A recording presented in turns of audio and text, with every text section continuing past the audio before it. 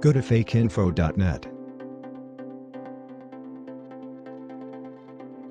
Scroll down and in the Social Media Tools section click on the Snapchat Chat Generator button.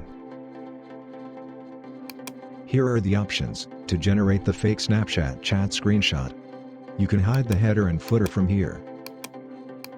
Choose the OS layout which you want. Set time and battery percentage.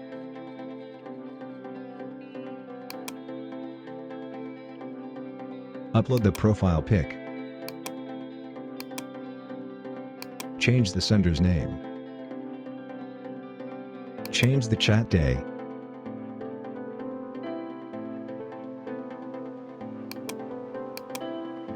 Type the message.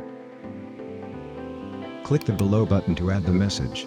Now for the reply to the message, go to the person to option. Change the name.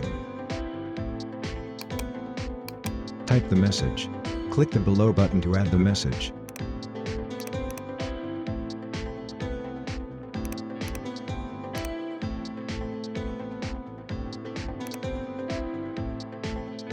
Now click on the download button to download your screenshot.